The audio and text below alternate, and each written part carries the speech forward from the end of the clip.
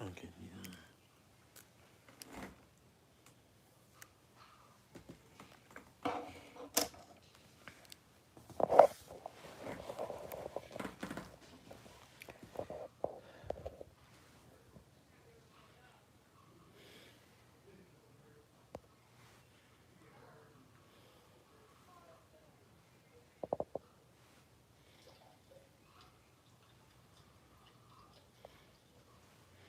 Ace and 19, what's going on, man?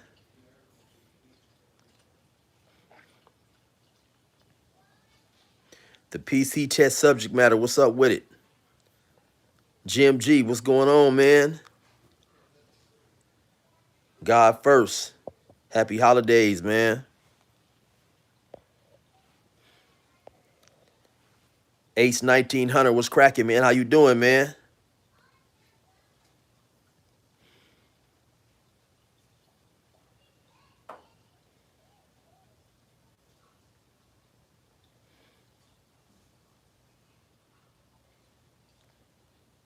Luis De Los Santos, what's up, man? How you doing?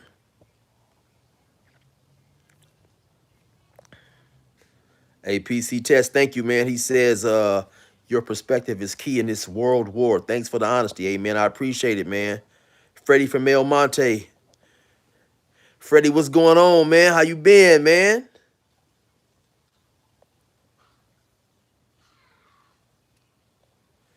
The Foundation Nation. Umpire. He said, sweet Georgia May.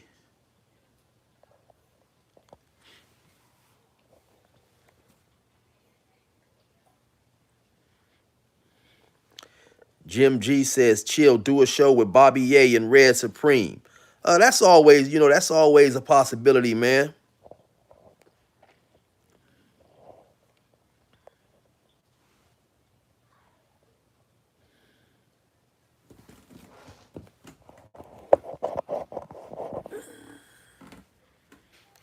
I'm trying to turn it like this.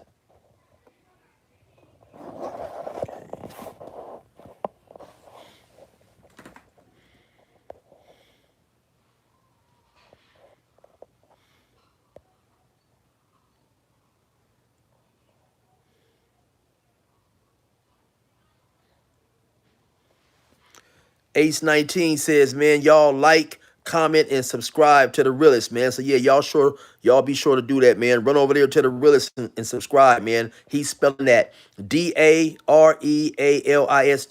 And so look, Ace 1900, sometimes, right, when you put comments like that up, see, it just showed me right now, it said your comment was being held for review. So I would have to go and review it and stuff. So that's sometimes why people will make comments and they may be like, oh man, you avoiding my comment, you avoiding my comment. But sometimes for whatever reason, YouTube will arbitrarily hold certain comments and just make them for review. Like here's another comment right now saying this message is held for review. Loopy says, man, you still crippin' loc, man. I'm a grown ass man, man. Hey, respect out it is what it is. My homies is always gonna be my homies. My hood is always gonna be my hood, but I'm on some grown man shit, man. Shit.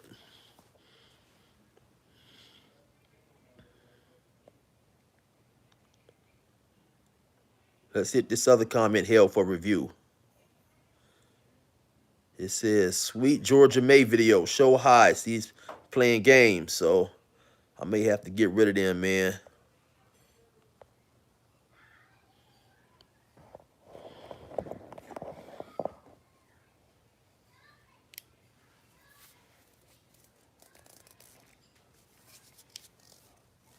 Hey, and so once again, man, shout out to everybody for showing up, or maybe this is the first time that I said that. Shout out to everybody showing up, man. I got 50 people in here, which is a decent amount of people, man, considering I haven't went live probably in about 6 months, man. So, I keep saying I'm gonna go live more often, but I don't. Wine or Go Home TV or Win or Go Home TV. Whiner. It said, keep making that music. You need a deal, fam. Bars for days. Do you listen to battle rap? Do you listen to battle rap or what's your Mount Rushmore of rappers? I don't really listen to battle rap much, right? Because to me, just the disrespect in battle rap is it's something that I wouldn't participate in, right? Going up there talking about people's mamas or people's babies. I mean, because they don't have no them cats don't have no limit, man. As far as my Mount Rushmore rappers, it would and so what is that? Mount Rushmore, is that 4 or 5? I would definitely have to put some thought into that, man. But definitely Biggie would be on there. Um uh yeah, that definitely Biggie would be on there, man. A lot of cats might get mad at me, right? But it all just depends on how many individuals is up there, because I don't necessarily know, man. I don't necessarily know. And it just all depends on what we what what the factors are for a person getting on my Mount Rushmore, because I don't necessarily know if we just talking lyrics alone, just on lyrics alone.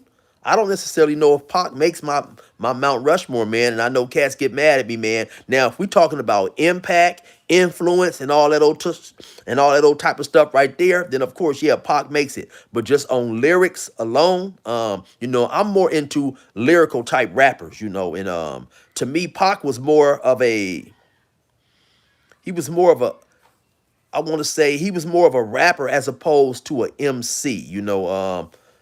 Some of my favorites growing up, man, was Big Daddy Kane, LL Cool J at certain times, Jay-Z, of course, like I said, Biggie, you know, um, stuff like that. So, hey, and look, I got another channel. It's called No Chill for Real. And doing these YouTube channels is really time consuming, right? But on that channel, I'm gonna be talking about a lot of other things, man.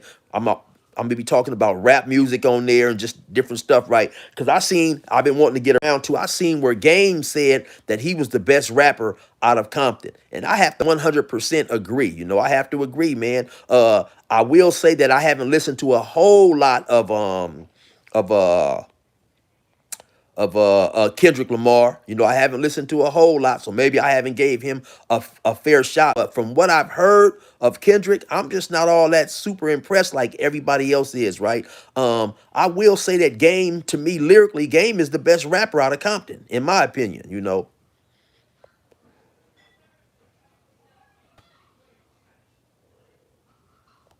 Oh, Ace in 19 says you could have hundreds, OG, if you do more regularly. No, no doubt, man. Most definitely, man. I definitely have hurt my views and my subscribers and all that because I don't post regularly, right? But just sometimes for me, doing so much time in prison, being locked down, man, sometimes I just like to get out and enjoy life, and I don't prioritize YouTube as I should, right? Um, you guys got to realize, man, I grew up in a different era, right? And I didn't grow up in the era of likes and views. I know a lot of people, man, likes and views, and subscribers, it means a lot to them. And so, I'm grateful for all this stuff, man, but I've reached my goal. My goal was to get 500 subscribers, man. So I'm a little, I'm a little past my goal, man. Right. So if all this stuff ended tomorrow, I would honestly be 100% fine with it, man, because, you know, I like, to be honest, man, I like the money that YouTube provides, and I like the flexibility. If I could have done YouTube without putting my face on here, I would have done that, because I don't really like to, as much as it seems like I like to get into some of these topics that are racially inflammatory. I don't like to get caught up in all that type of stuff, right? Just some of these things that I feel that I necessarily just have to address. And then, I seen Roughneck TV the other day, man. Shout out to Roughneck TV. He made one hell of a good point, man, talking about basically why people were saying, man, hey, why he didn't get involved and why he didn't stop those 10 black dudes from jumping that Mexican guy. In my opinion, the Mexican dude was 100% in the right, man. He was wrong. Some people said he shouldn't have came up and said, hey, man, I do tattoos. All they had to do was say to that dude was, hey, man, listen, we doing a video right now. We'll holler at you later or whatever, whatever. You don't beat up and jump a man just because he interrupts you with a question, right? And to keep it 100, man, if I'm out there and somebody drunk comes up to me and says something crazy to me, even if he calls me the N-word and I see this dude is drunk or he's not in his right mind, I'm not tripping off that dude. I'm not just to batter and beat up that dude, you know, because this dude is inebriated or impaired and stuff like that. So, you know, I just felt that, man. Oh, so anyway, I digress. So Roughneck TV was saying that. So people was on him saying, man, you know, why didn't he break it up and this and that? And he was saying, man, a lot of things, you know, I wasn't in my neighborhood. I'm by myself. And basically that, you know, and I feel him on this. You have a lot of people who watch YouTube who want the YouTubers to you know to interject ourselves physically in these type of situations. But he was saying that, hey man, you know, I ended up going to jail for getting involved in a protest with the ICE thing. Ain't nobody fit to come do the time. Ain't nobody fit to come do the time for me. And I'm sure when he was sitting in jail, didn't nobody send him no money for soups to help his bail and all that. So dudes just fail to realize that, man. A lot of people fail to realize all that stuff, you know. They want, and then when we get caught up in that situation and we go back to jail or whatever, then you guys find somebody else to entertain you while we sitting up locked up in jail and all that old type of stuff. So it's just a whole lot that goes into it, man. But somebody said it's a whole lot of people in here, man, who I haven't even recognized. So my bad, you know. Cool reactions we got. We got Ricardo May. We got Bando for Life. Have I heard of Deuce 909? No, we got Fakir Aziz. Has LA went from NWA to ninjas with microphones. Has LA went from NWA to ninjas with microphones? I don't understand that. You a man of principles, David Ramen 444448. Hey, thank you. I appreciate it, man. And in my opinion, honestly, that's that's why you see a YouTuber say something on Monday, then he'll say something the exact opposite on Tuesday or Wednesday, because he don't have no morals. He doesn't have a foundation that steadies him, right? You know, if a dude says, man, I don't hit my mama, there's nothing his mother can do to make him hit her. You know what I'm saying? And that's just an example, right? These dudes will say something one day and then 2 days later, they're saying or doing the exact opposite. And then because these dudes are not conscious of what they say or what they do, man. And that's the situation right there. We got my young homie in the house, Montana Reds. Hey, Ren, I ain't forgot about you, homie. I seen you hit me with a text the other day. I was headed to the gym, man, and I've been meaning to get at you. But like I said, I've been ripping and running and trying to, you know, get all this Christmas shopping done. I didn't even start Christmas shopping till like the last, man, like the 22nd, the 23rd. And I was thinking, damn, man, I should have stayed in jail, man. I got 2 iPads for my grandkids. Just them two iPads alone came up to over $1,000, man. They was $300 to start. Then once you get the insurance, you get the case, you get the yearly stuff. If they drop them and break them, and you get the Wi-Fi and the cellular where they can get into the car. As the lady is adding all this shit up, I just started laughing. I was like, man, I should have stayed my ass in jail. $1,000 just for 2 iPods, man. That's crazy, you know. But we gotta make the kids happy, man. But Packalack 6937 says, I think he says that is that the Hoover shit was stupid. He's old trying to offer tattoos. Oh, Lancaster. Okay. Yeah, he said that shit was stupid. But listen, but at the end of the day, man, we got to keep in mind, right? Have to have a little bit of empathy. Some of those dudes are out there, man, homeless. Some of those dudes are mentally impaired. It's a blessing, man, to have all our mental faculties and be able to think and make a logical decision, right? And so, you know, yeah, the dude was a little wrong, you know, but all he said, knock knock, excuse me, man, can I want to offer my tattoo services. All they had to do was say, no, we don't want to get no tattoos, or we doing a video, man. Can we holler at you later? It didn't have to escalate to, you know, him being attacked. But now, according to Roughneck TV, the dude was out there for 30 minutes arguing back and forth with those dudes. I guess, you know, in the course of making a video, you got to edit some of that stuff out and all that old type of stuff or whatever. So, you know, in the course of doing all that, but at the end of the day, man, just, to me, I'm not fit to be putting my hands on no old man that I can see, or I think that is physically impaired, or that's homeless, that's going through some problems. I just think that as people, and we all need to have a little bit more compassion for everybody else, along with respect. And a whole lot of this stuff that we see on the YouTube that people are beefing about and going back and forth, it would be eliminated just by that, man. Um, I see somebody right here say, I bumped Sinister, I bumped Cam, Safar, The Lynch Mob, MC Ren, Old Ice Cube, Selly Cell, Red Rum. Yeah, that's what's up, man. I did a little time with old boy from The Lynch Mob, JD. MC Ren was one of my favorite MCs, just for his voice. He had a very distinctive voice, man. And that's what I liked about old school rap as opposed to rap right now. Everybody sound alike, everybody's beats sound alike. It's no originality, and you know, and so yeah, man. I might would have to throw Ice Cube up there on my Mount Rushmore. Scarface, Biggie, Ice Cube, Scarface. I would definitely have to give it some thought, man. Yeah, I would definitely have to give it some thought.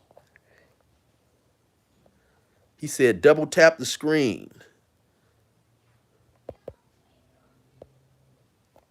Snowplow82 said, I'm new. Y'all seen your name the other day, Snowplow, in the comments, and that was one of the first times I recognized that. Yeah, hey, I appreciate it, man. Fresh Cup Fitness says, what up from OKC? What's cracking, man? How you doing, man?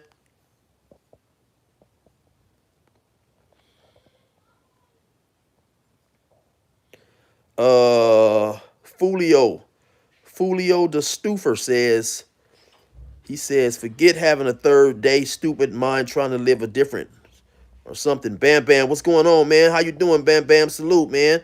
Exposed to respects to chill. 16 to life. Always enjoy your content. Hey, thank you. I appreciate it. Exposed to LA 128.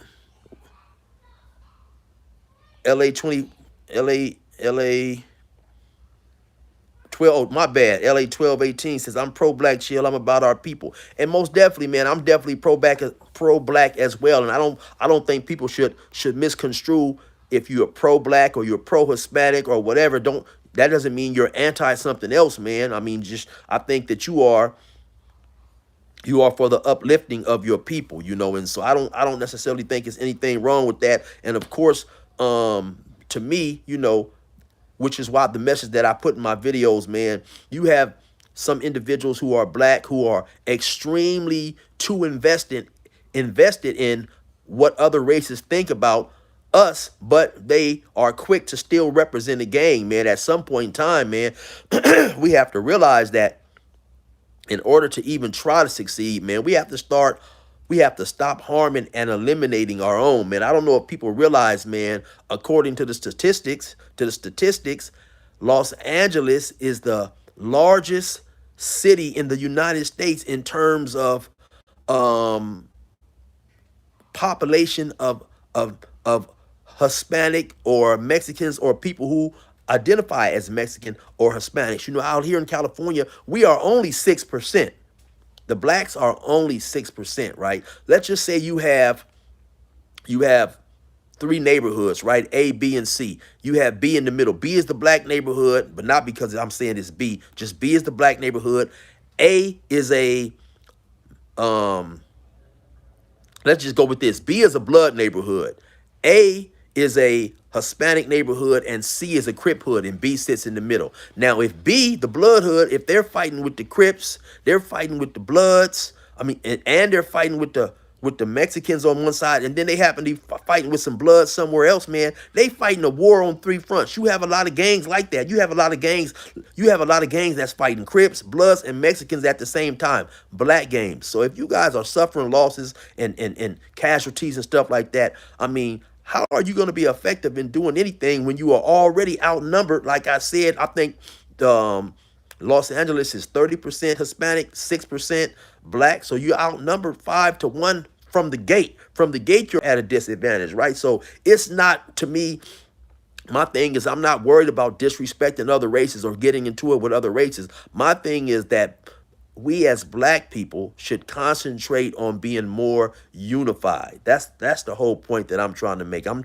not trying to say that, you know, another race dissing us is cool and this and that, but we all know that you have people who don't like other people. Man, let's break it down in basketball terms, right? Um, Not everybody liked Kobe. Not everybody liked Jordan. You know, when Jordan and Kobe and them went and played wherever they played, they were booed all the time, right? But you can't be concerned with the people that's booing you. You have to be concerned with the strategy of your team and getting the win, man, if that makes any sense. You know, sometimes I feel like I'm dealing sometimes on YouTube with people who don't necessarily comprehend what I'm saying and they misconstrue my messages. That was the whole purpose of me going live tonight, man.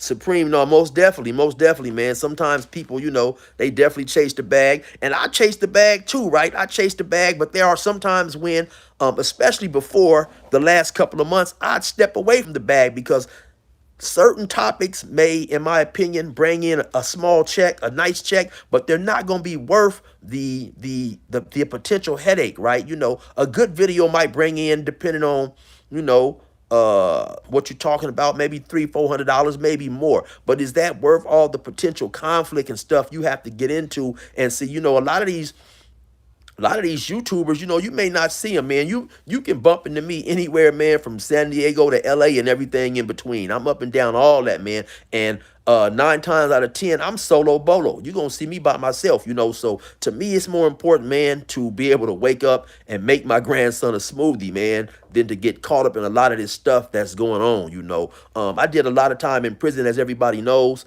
and I realize now I sacrificed all that for the wrong cause. And so in terms of being a sacrificial lamb, I'm not willing to be a sacrificial lamb anymore. You know what I'm saying? For me to go out here and catch a murder behind some racial stuff and then to look outside the very next day and still see brothers doing the stuff, the same anti-black stuff, that would be asinine for me at this point. You know what I'm saying? If I'm going back to jail, it's because somebody is messing with my family. And I'm going to do the rest of that time with a smile on my face. You know, I'm not supposed to go back to jail for no stupid nonsense and have everybody still continuing in the madness. And that's something that I seen in prison. You know, you try to stand up for a cause. If everybody or enough people is not supporting the cause, you just going to be a sacrificial lamb sitting up in the hole, you know, and it is what it is, man. And I don't know what it is that with the brothers, man, we have to learn to be more united, man. Shout out to the Mexicans. Shout out to the Rasa, right? Because you have a lot of different Mexican and Hispanic hoods who fight and don't get along. But let them be at Knott's Berry Farm or Disneyland or anywhere, right?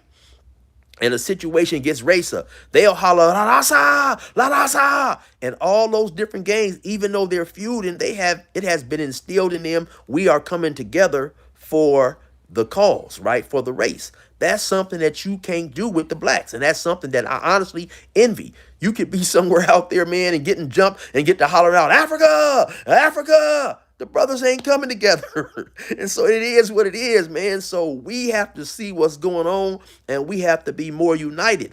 Running around, you know, tripping on each other is not going, it's not going to get the job done, right? And so if that's the situation, I'd rather just hang with my family.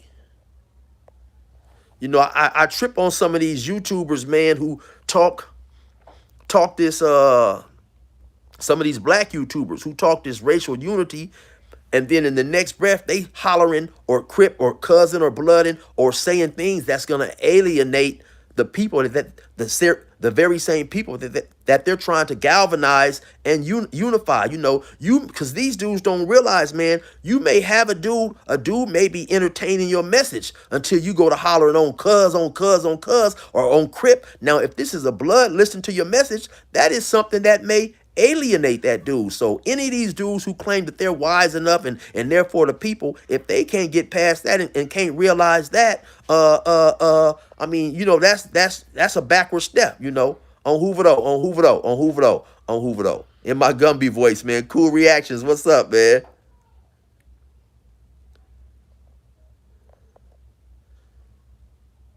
Tim De, Timo DeVille, Black and Brown. Hey, I appreciate that, man. I've seen you on here before. What's up, Tim? How you doing, man? LA 1218 says he's only about black unity. I mean, and that I can understand that, right? I can understand that by you being black, you concerned about the unity of your people. That's nothing wrong with, you know, in my opinion, that's nothing wrong with that.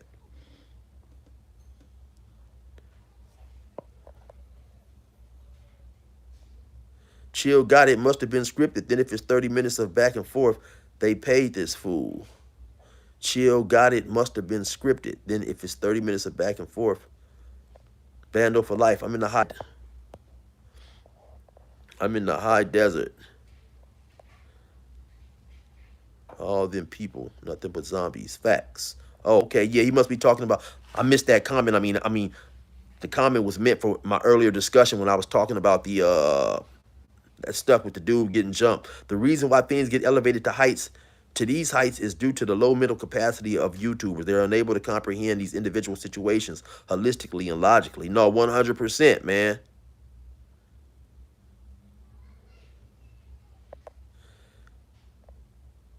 100%. LA 1218. Crips and Bloods and all black people need to unify and forget gangs. We're all the same race. No, 100.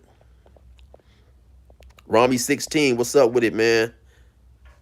They got a lot of these questions in here that's held for review. I'm not just to even check them out, man. Munchie B look like you, man. No, me and Munchie B don't look nothing alike, man. Shout out to Munchie B, but we don't look nothing alike, man.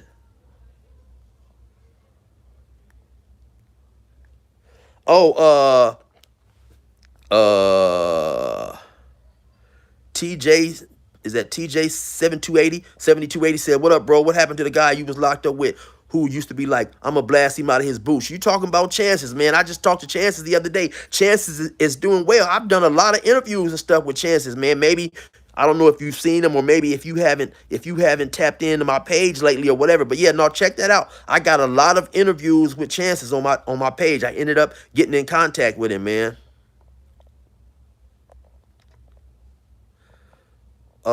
Richie Vid said, "Would love to see me and Cartoon do some content." You know, I reached out to Cartoon a while ago, man, and he said, yeah, he was with an interview and this and that. I just, you know, a lot of times, like I said, man, I procrastinate and don't get to don't get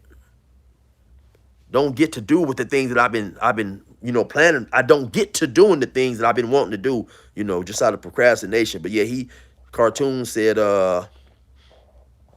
he you know, he was definitely with an interview, man. Bando for Life said, I like brother Lynch and X-Rated, man. X-Rated is hard. Brother Lynch, to me, I liked his first album, man. And once he got into talking about a whole bunch of weird stuff and all that kind of stuff, he kind of lost me. But yeah, I seen a video not too long ago from X-Rated, and he was doing his stuff, man. I forget the name of the song, but it was hard. I didn't really like the hook so much, but he was on there as far as his rapping, he was flowing. Blue Hill said, I love you and Trading Places, saying I look like Eddie Murphy.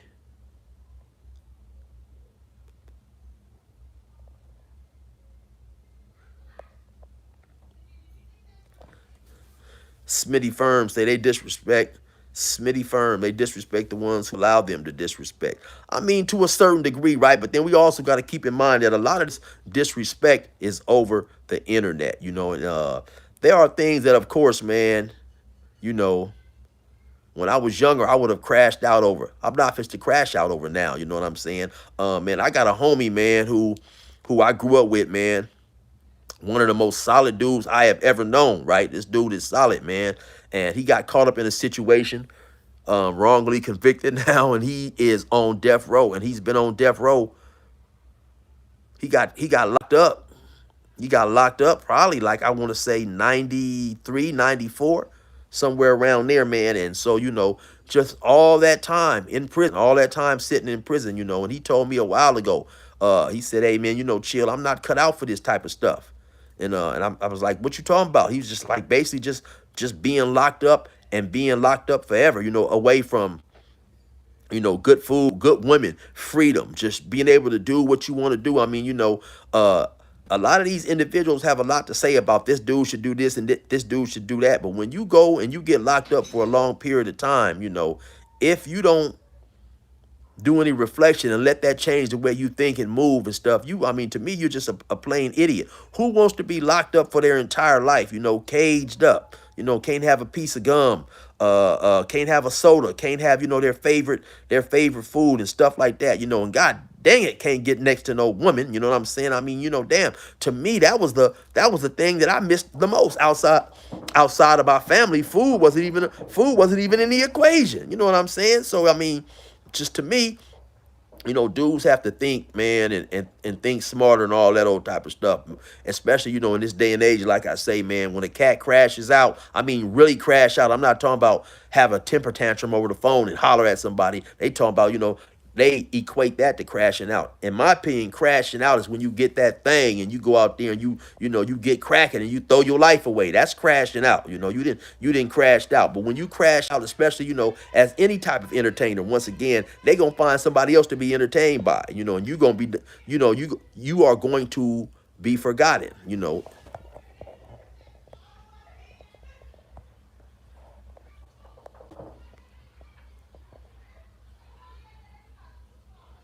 Tauso say he's a killer. He grew up to go get it. Well, Tauso, I'm gonna tell you, man, you keep trying to go get it with that mentality, and eventually you will be unable to go get it. You're gonna be locked up. Man, G Rock Blues 100, man. He says we as black people need to get our stuff together. Somebody hit me with a $10 cash app. I mean, not a cash app, a super chat. And whoever that is, thank you. I appreciate it. Let me tap in and see who this is. Gangster Croc. What's going on, man? He says, cuz we don't disrespect nobody until they disrespect us. Cuz every non-foundational love to leech off our culture, all up in our space, cuz, and then try to gaslight and play the victim. And every race says that about every race, right? Every race says that about every race. They love to play the victim. And the truth of the matter is, nobody likes to get disrespected. That's the truth of the matter, man. And, people seem like they have a problem when a person or a race stands up for themselves against disrespect, right? And my thing is this right here, right? You have a lot of people complaining in the comments saying that, oh, blacks don't address this, we don't address that. My thing is, I'm not gonna first off, I don't see everything. I can't see everything, right? You have a lot of these other YouTubers, they may have staff and people that send them videos and stuff. I don't see everything, man. Like with the situation with Jenny 6ix9ine sitting on Blueface's lap, and they said that a lot of Mexicans was up in arms because she had sit on a black dude's lap. I didn't even see that until 2 or 3 weeks after it happened. And then once I did see it, I'm like, damn, how did I miss all this stuff? Everybody made videos on that, it seemed like, so I don't see everything, man. But and then they said something like Hellcat. I had never even heard of Hellcat, right? But I'm not going to address every black person that makes a disrespectful comment on YouTube.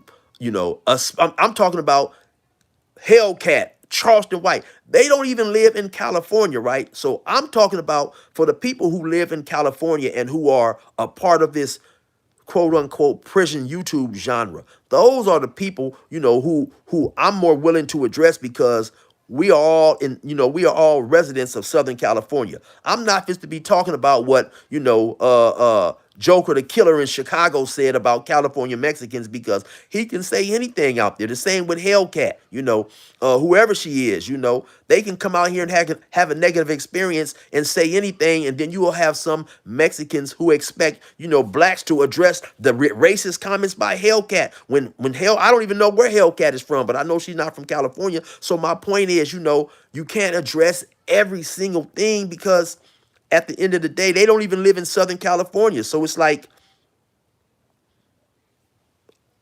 trying to put into context or apologize for what a person says who's not even out here, who doesn't even live in the culture. To me, it just makes no sense. It makes no sense. And as far as Whack 100, if we gonna keep it real with Whack 100, Whack 100 ain't even been outside. I mean, the dude does not. Whack 100 disrespects everybody, man. Not to say that is cool, so we can disrespect Mexicans, but this dude disrespects everybody, and he don't, no. Only people, it seems like blacks who even deal with Whack are the ones who are trying to make content with him, dudes who are trying to make money and so on and so forth, man. I heard that dude on a live talking to one of his homeboys, excuse me, on Clubhouse. He told one of his homeboys, dig your dead daddy up and take the, sex toy about his butt. I mean, this dude says anything, right? But he is not accessible. Since he was at that concert way before Big U got caught up in all that stuff, and they say Big U tried to get him at the concert. When is the last time we have seen Whack 100 outside publicly? So, and when he does move, he's got, 4, 5, 6, 7 dudes around him, bodyguards. He got everywhere he's going, coordinated and all that. So, I mean, you have certain individuals, man, who are going to say disrespectful things, right? Uh, I'm talking about dudes, in this YouTube space that we see dudes who are, in this area, man, in Southern California, and who are out here, dudes who have basically, been in the streets, dudes who have been in prison, and they know about the type of respect that is expected out here in these California streets and prisons. That's what I'm talking about. And then we got to keep in mind, right? You are gonna have some dudes, black and Mexican, who are gonna do the tit for tat.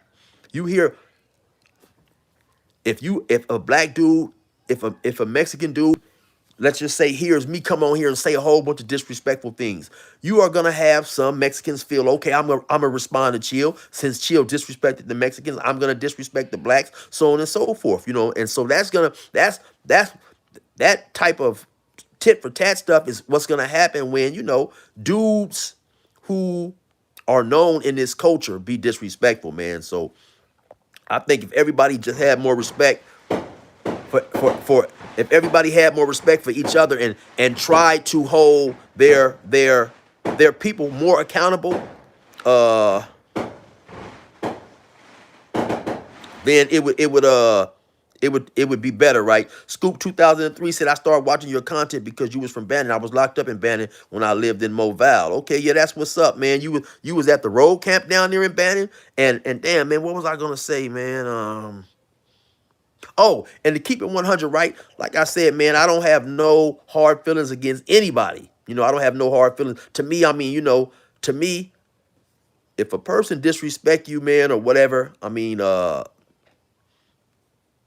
it's almost like handle your business. If you guys is face to face, handle your business, so on and so forth. But that's not gonna make me dislike every person from that race. And you have some blacks say, oh man, Chill, you're too nice, you walking on eggshells. Look, I could be in a room with a black dude and a Mexican dude, and the Mexican dude is kind of, he's standoffish, he's being, not necessarily cordial or whatever, and the black dude is being all cool, talking to me, being nice and this and that, and all of a sudden the black dude stand up and slap the shit out of me.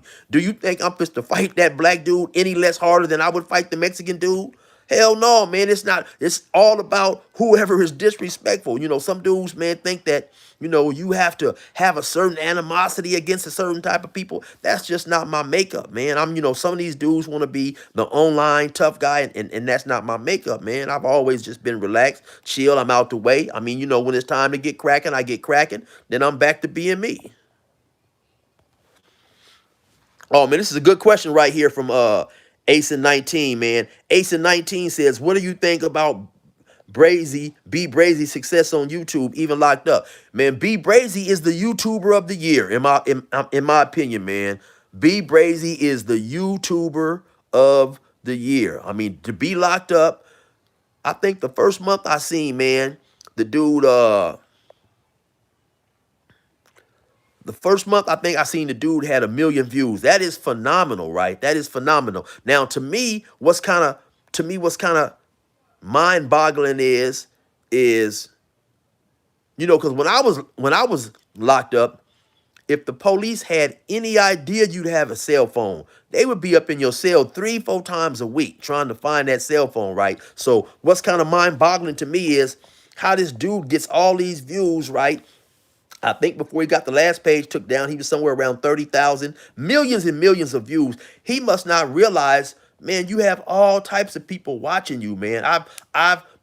Man, Every person that I've interviewed who had worked in some type of capacity of law enforcement, whether a correctional officer, whether it was the former police, LA police, those dudes said had when I bumped into them, they said, "Hey man, you chill," because they had been watching YouTube. You have regular guards watching YouTube, man. A dude who I'd interviewed went back into the prison to do some type of charity work, and they said, "Hey," he said the guard told him, "Hey man, I seen you on 16 to Life." So I think that people fail to realize, I'm talking about prison YouTubers, that man, you have everybody watching you, man. Even B Braids, I was working with a dude who happened to know the victim, who happened to know the mother of one of B Braids' victims, and she had seen him on YouTube. Not to say that because she, to my understanding, she grew up with a gangster mentality, right? So she wasn't hating on the dude or whatever. But I'm just saying, you have a lot of people who may see this dude on YouTube and feel like, man, what is this dude doing with a phone? And call and try to get his phone took. And a lot of times in those situations, people will think, oh man, this dude snitched on me, this dude snitched on me. But you fail to realize you're making these videos from prison getting millions and millions of views, right? So I think what he should do, right? I think he should make a bunch of videos and have them videos sitting to the side. So in the event he does lose the phone, because he obviously has somebody out there collecting the money. Because you can't sign up for a YouTube page. You got to have your ID and all that old type of stuff, right? So uh uh his money's being sent somewhere. He has somebody that he trusts that is helping him with his page, and so he can have that person, in the event he ever loses his phone, upload the video, so his page will continue to gain traction, and so on and so forth, right? But in my opinion, once again, man, B Brazy honestly is the YouTuber of the year. What he has been able to do, um from a position of being incarcerated, man, is great. Shout out to the dude, man, for realizing he can go in there and get some bread. And I've always said it, right? I say it all the time, man. I think everybody should have a YouTube page. And if you guys didn't see it, I seen where B Brazy last, maybe a month or so ago, he said he had made $9,000. I think $9,000 in the month of November, right? Everybody should have a YouTube page, man. You don't necessarily have to do prison content. It's a lot of content out there: sports content, financial type of content, do-it-yourself type content, how to grow weed, how to make house trees, how to whatever, man, whatever you're interested in. There are a lot of people who are interested in it as well. Actually, this prison YouTube content is some of the weakest content in terms of financial payments out there, man. But to be able to have the flexibility to make a video or two or three videos, man, and then go on about your day, to me, that's one thing that I love about YouTube. In the month of November, I made almost $7,000 off YouTube. Just sitting back, loading videos up. And you guys know me, I don't upload every day, even though I should. Nowadays, you got some dudes uploading 2 or 3 times a day. Just on that one video alone, I made about $1,200 the last time I checked, on the video I did about the riot between the Sureños in Vegas and the Aryan Warriors, or whatever they called themselves, right? And at the time that I done that video, I was just really just trying to find some content. That situation was already a year old. There had been a lot of people who had done content on that. I had no idea that video was going to do as well as it did. Actually, that has been my best video in terms of views and revenue this whole year. So you never know what video was going to hit. You never know. Just when you make a video, you upload it and you see how it does. But I mean, to me, man, everybody should find what they like to do and take your time and try to, get you a YouTube page, get you a little bread. You can supplement your income. Some people get lucky enough to be able to make a living off YouTube if they want to, and so, man, it's a whole lot going on, man. Dieb, die by Utes. I can't pronounce that last thing. He says, I'm black and my wife is Mexican. Yeah, that's what's up, man. Skin Walker 360 said, Jordan from Bernie Mac. Yeah, man, I get that a whole lot, man. I sure wish I was Jordan, or at least I'd have more access to Vanessa's chocolate pretty self. Tauso said, I did my time. Keep them preliminary snitches who only grew up with killers from around your way. They dry snitch. Yeah, hey, listen, the game is different nowadays, man. I mean, honestly, the streets do not care enough about who's the snitch and who's not. People just want to be entertained, man. You got a lot of big time snitches on YouTube, man. Look at the dude Trenches News, man. A lot of people may not know him. This dude has like hundreds of thousands of subscribers. He's a Chicago blogger, and he went and got on the stand when a famous rapper by the name of FBG Duck was killed, and he went and got on the stand, testified and everything. And they still going to his channel, checking him out, watching him. Look at Dubs. Dubs is a big snitch. You know what I'm saying? He's a debriefer. He's a big snitch. He admitted that he debriefed, that he informed on himself and on the legends, as he called them. Dudes are still watching this channel, right? And that's no shot at Dubs. That's saying that people don't care now. The streets do not care, right? So for a person to get himself caught up in this type of situation, man, thinking that this is the 80s and the 90s, it's crazy, man. Dude better kick back and enjoy your life, man. Don't get caught up, in this, because the streets don't care no more, man. Look at the Young Thug situation and Gunner and all that old type of stuff. Dudes don't care. They still bumping their music. Dudes were still, doing interviews with Tekashi 6ix9ine and all that old type of stuff. All that. So, somebody said, chill, check out that better Black American link with that guy. He's positive. Okay. I may, to be honest, man, I'm so caught up in doing the stuff that I do. I rarely, man, I don't watch no TV and none of that stuff, man. I look at my little YouTube phone. I try to do my other little things, hit the gym twice a day if I'm lucky, try to write some raps here and there and deal with my grandkids and I don't have much time for anything else, man. Somebody says, Jim G, chill what the OSS say. Oh, I don't know what you're saying, man. Skinwalker. Is BGF still strong? I don't necessarily think they are, right? When I got to prison, BGF was pretty much underground, man. So if you were any of the four strong prison groups, BGF, part of the Northern Structure, the MA, or the Aryan Brotherhood, and they could prove that in prison, they was gonna lock you up and give you an indeterminate shoe for being a part of those quote unquote prison gangs. Those are gangs that was formed in prison. Now, if you was a Crip or a Blood or a Southsider, they couldn't get you for that. But if you joined one of those famous prison gangs, they was locking you up if they could prove, they had a couple of, like a 3-point or 5-point system. I forget which they had to try to prove that you were. So when they started doing that, the BGF pretty much went underground, and they're not really a factor like they used to be back in the 70s and 80s. Of course, you still have dudes who still claim that and this and that. And due to the fact that I'm from down south, I never really got, deep into figuring out who's that or worried about what they had going on. But no, they're not a factor, nothing like they used to be.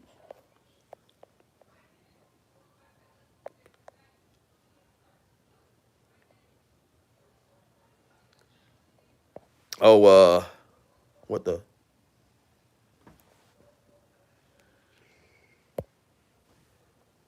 Oh, that was an accident. I don't even know what I did. Somebody said, "What up, chill? I just watched the Lacey Peterson case on Netflix. How was the husband holding up in San Quentin?" I don't know how. I have no idea, right? But I assume that he's in there going through it. Anytime, man, you have your freedom taken away from you and you don't have no idea about when you getting out, that's definitely hard, right? It's easy, in my opinion, or at least it's easier to have 5 years, to have 10 years, even to have 18 years. At least you know when you're getting out. When you have life or life without parole or the death penalty, that has to be mentally taxing on everybody because you don't know if you are getting out ever. Now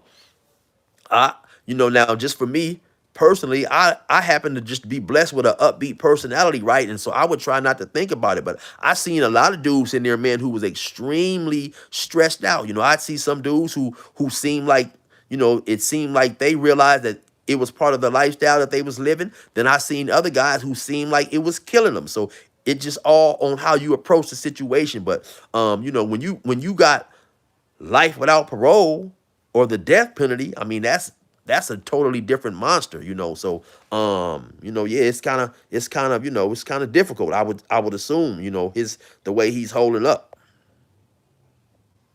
I don't know what I did to turn this shit to the green screen, but Ski TV. Oh yeah, I gotta get rid of this damn green screen. I can't even see my comments. Skinwalker says, I love beautiful black women. I'm not black though, man. I love them too, man. To me it's nothing like a beautiful black woman, man. That's just my opinion.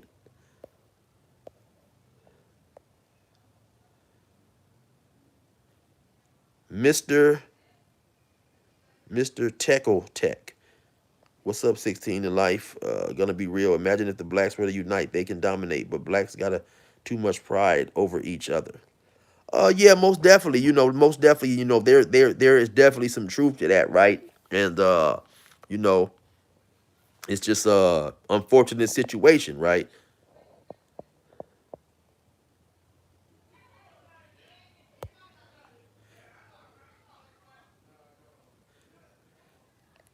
It says Dan Tony Publishing or something like that.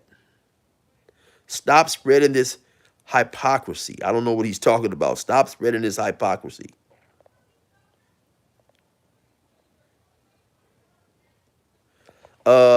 That Mexican JB said, did you watch the video with the fake UPS drivers? Most definitely, man. I seen that 3 or 4 days ago, and I meant to react to that on my other channel, No Chill for Real, and I just haven't got around to it yet, and I probably will. At one point in time, I used to feel like I had to react or discuss a situation, the first day or two why it came out, and if not, but now I'm realizing, man, you can hop on a topic a week or two old, and people who like what you have to say and people who frequent your channel are gonna watch it. So yeah, I'll probably definitely get around to that, man. It's just it's like I said, it's trying to have two YouTube channels can be a little time consuming. Chicano B7Y says Lucky got caught saying the M word. Oh yeah, most definitely, man. And I did a video on that actually. I did a video on that earlier today, right? And I'll probably do another one and get more in depth into it, right? But yeah, it was a trip because when you watch the video, Lucky is pretty much Lucky is pretty much saying, yeah, I said it, but hey, man, I'm tired of having to, I'm not gonna edit any more videos. And Lucky was mad actually at what is his name, man? Slugs. Lucky was mad at Slugs TV for putting it out there that he said it. Lucky said he felt betrayed pretty much that another Mexican YouTuber would expose him for saying that. But now let's keep in mind, Lucky is the one who put the video up, right? And a lot of people misconstrued what I was trying to say. I wasn't saying that Lucky gets a pass for saying that.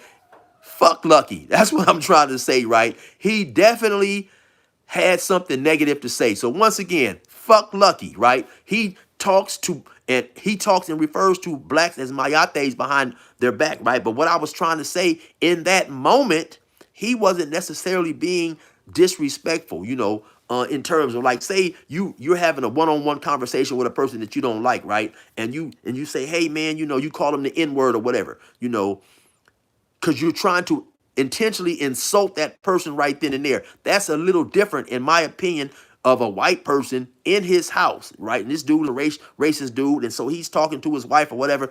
So yeah, I have to run down the road and talk to this N-word about buying a bike for him so we can give the bike to our son or whatever. In that moment, even though the N-word is disrespectful, he's really not using it to disrespect a black person because there's no black person in his vicinity. My point I was trying to make was he has become so comfortable in referring to blacks as mayates that he didn't even realize he said it, which is why he uploaded his own video of him saying mayate. But then he turned around and got mad at Slugs because Slugs pointed it out, because once somebody said, hey, Lucky, you're saying mayate in this video?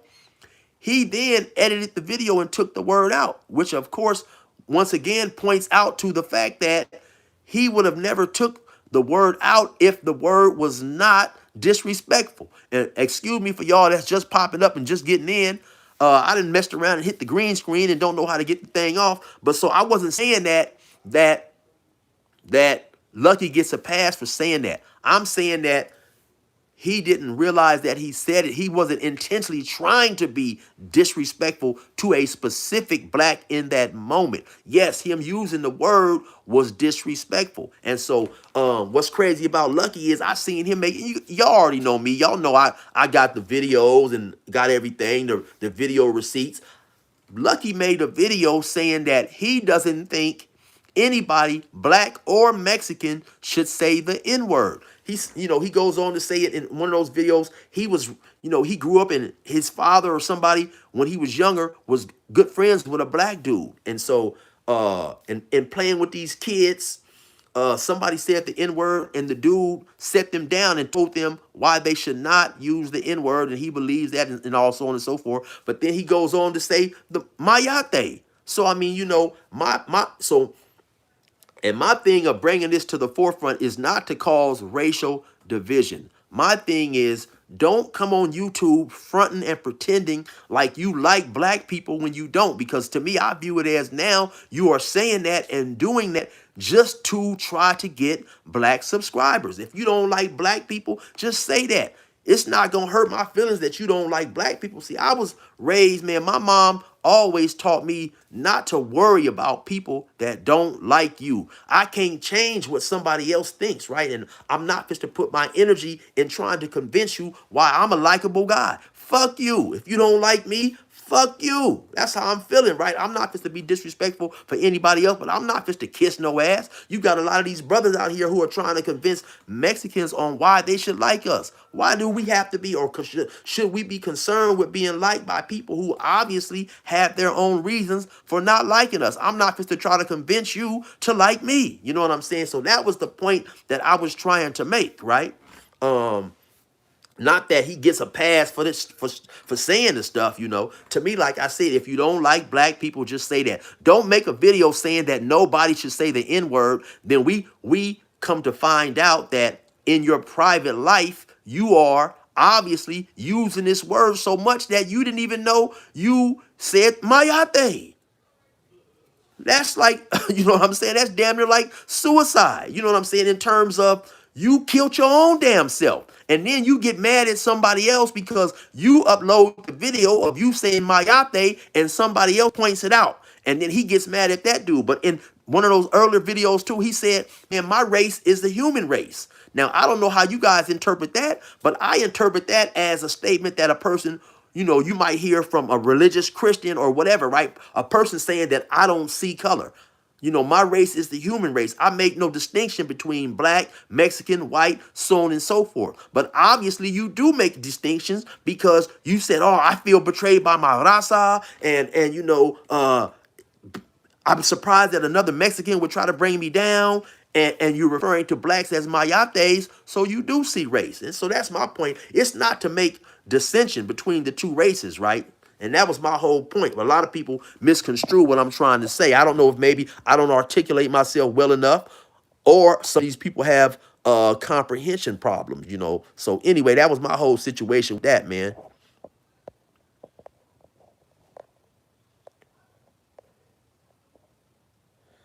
Jeremiah said, you talking facts, Elder Gio. Hey, that is so crazy when people refer to me as elder, man, because I just don't feel like no elder, but it is what it is. Shit, hey, I'm 54 and it is what it is. So hey, uh somebody hit me with a super chat. Let me stop and give thanks to that individual. Will Foster, man. When that lucky dude did that fake apology, if you know what you were looking at, that was a threat. He didn't apologize until he was out with all peeps. And let me go back and address that situation, right?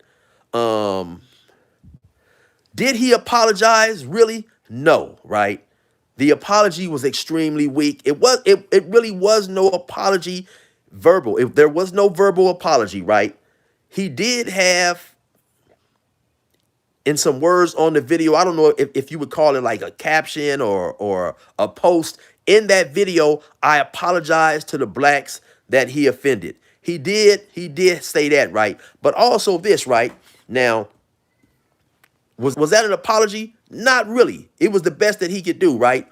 But in taking self-help, I learned what an apology is. And that's why sometimes, right, I'll be a little disappointed in Dubs' bullshit ass because Dubs has studied the same material that I've studied. So he understands what I'm saying. So a real apology is you address who you hurt, you address what you done, and you address why you are sorry that you done it. So his a real apology would have went like, hey man, I apologize to the blacks for saying a word that was derogatory, hurtful, harmful. I apologize to them because I hurt them in the way of saying that, not realizing that it could be offensive. That is the making of a real apology, somewhere along those lines. But of course, until I took the course, I didn't understand that. So I don't expect everybody to have that certain type of information, right? And then to keep it 100, as men and also as individuals who have been in the street life, been in the gang life, sometimes it's hard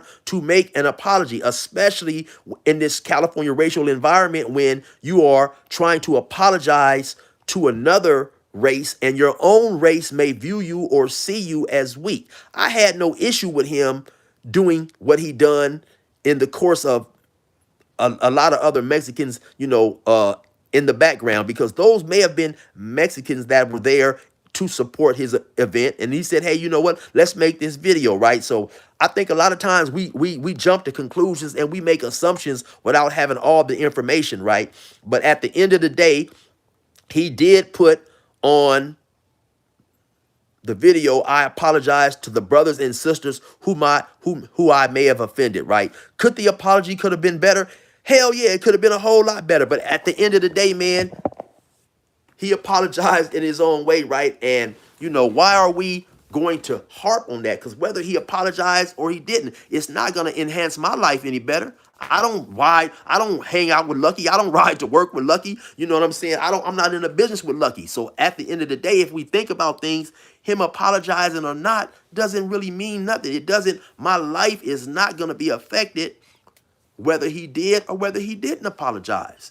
Once again, y'all, we put too much effort and concern into what other people will do at the end of the day. If we realize it doesn't affect us whatsoever, right?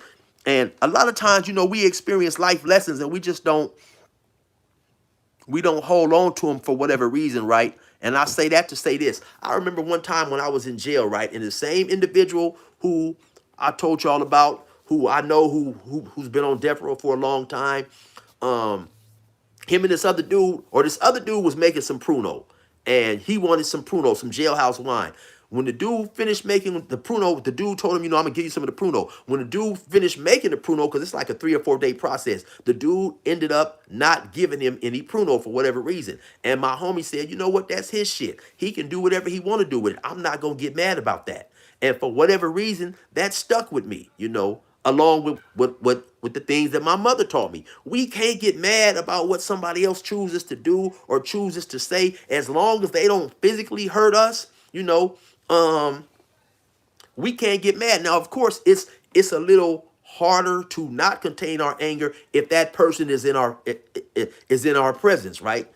Then that's a little harder to get upset about. But all these things, if we react to everything that's said about us negatively on YouTube, man, we'd be reacting all day, right? And that's all I'm saying. And it's not just Mexicans. I've been around a lot of blacks who say derogatory things about Mexicans. So it's a two-way street. And just keeping it 100, man, by me understanding that, I try not to get so caught up in all that type of stuff, because I've been around, like I said, blacks, and they say negative things about Mexicans just due to the experiences that they have had with them, either in prison, on the street, some of their homeboys, or whatever. So let's not make it seem like it's just Mexicans, man. And then a lot of people get mad at me because I keep it real. A lot of people want to see things one-sided, man. And man, I like to call it the Oprah effect, And have you ever been around somebody who they have all the right answers when it's somebody else? They got all the right answers. Then when But then suddenly when they get caught up in a situation, then they lose their logic, right? Real quick, man, I had a friend who I had a friend whose brother was going to jail. The friend wanted his brother to allow their daughter to use the car.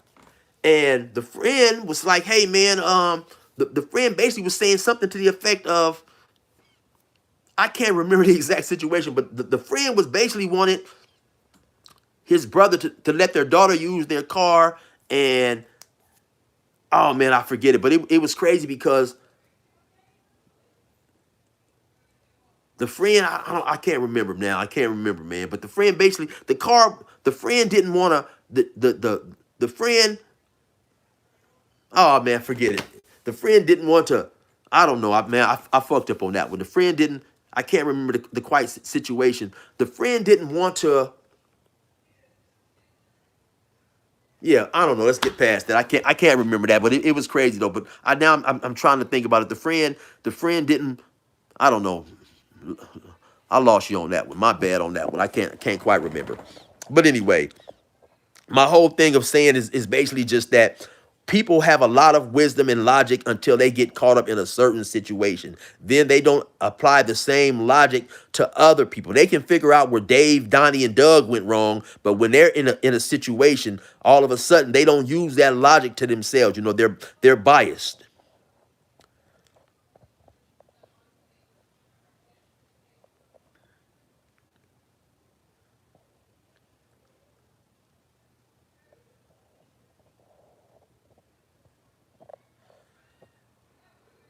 Michicana Original says, oh, Mr. Moore, I like it. Let's get some rich ice cream. For the most part, Mexicans and blacks are solid people. I respect those folks. Disrespect should be directed at the individual, not directed to the whole race, no matter what kind of disrespect it is. Each man must, and that is no paperwork podcast. That is one of the most realest statements that I've ever seen, right? And you are 100% correct.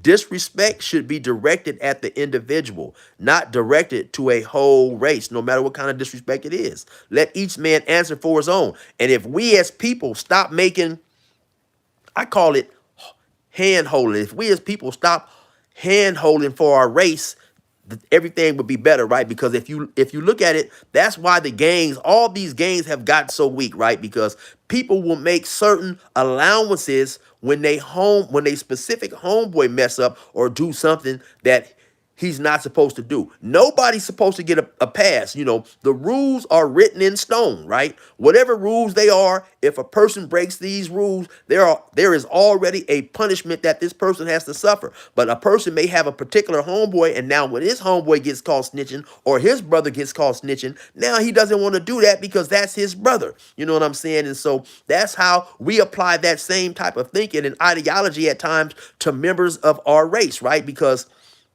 you know, to me, right, not being racist or not, I'm just keeping it 100, you know, and a lot of times I see that Mexicans, they like when I keep it 100 when I'm talking about the wrong or the faults of the blacks. But then when I keep it 100 and point out the faults of them, then suddenly Chill's, he's not biased no more, and so on and so forth, right? Because when all these other statements was being made by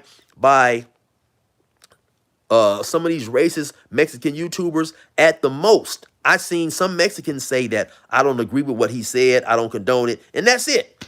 That's all. But you know, if a black person says something, they want me to get in depth, they want me to break it down and all this old type of stuff. They want me to hold my people accountable in a way they're not willing to hold theirs.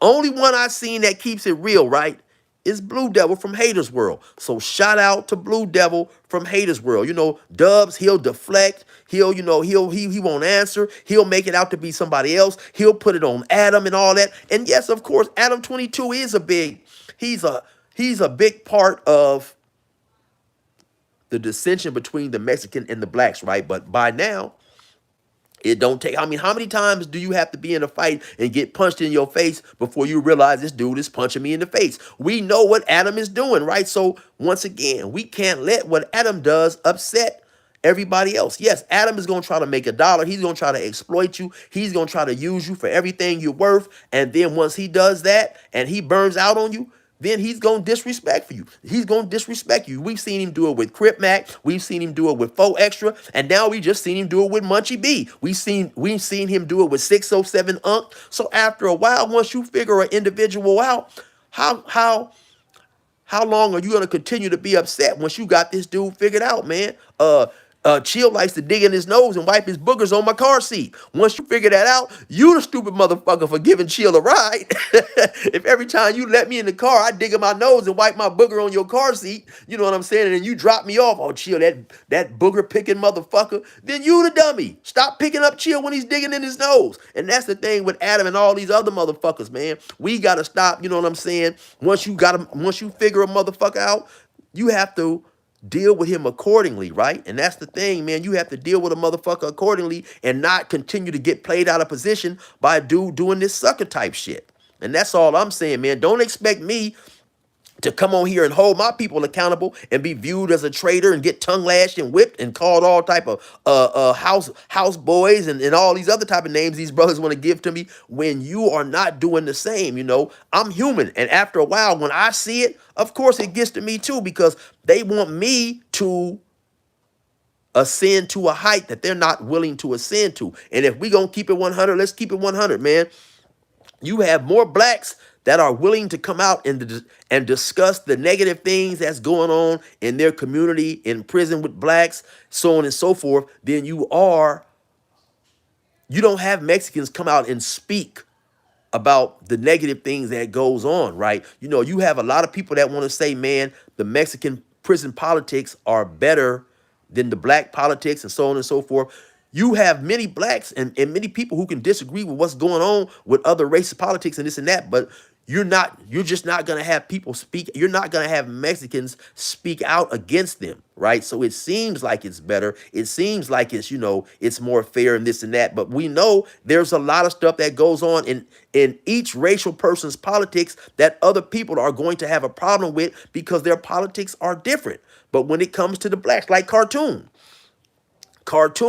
he spoke out when Dubs made a video saying something about, that the Mexicans would have more, they would have more people willing to continuously ride in a riot, that the blacks might have one wave of soldiers that's going to get cracking. And then after that, there's no more, where the Mexicans will continually have waves and waves of soldiers, right? And that's why they are more suited to win a long-term war that used to go on in prison. When Cartoon agreed with that, he caught hell. He caught hell, right? Because you had some blacks felt that he spoke out on a situation that made blacks in a bad light. But you're not going to, my point is, you're not going to have a Mexican do that, right? You're not going to have a Mexican agree with a situation that's going to make it seem like the blacks are right about anything. And that's the problem. People want a certain race to keep it real, but they're not willing to keep it real. And that's the whole problem right there. It has to be transparency on both sides, right? And so like I said in the video that I made today, if you guys see the video that I made today, man, I get emails all the time from Mexican people, Southsiders, sharing information with me or just saying things that they would not share on the YouTube comments because they do not want to be viewed as a traitor. Blacks have more freedom to be who we want to be, right? We have more freedom to be us. We have more freedom to be us. Hey, we got my homegirl in the house, Carol. What's going on, Carol? How you been, man? I'm just chilling, Carol. It's good to see you, man. Good to see you.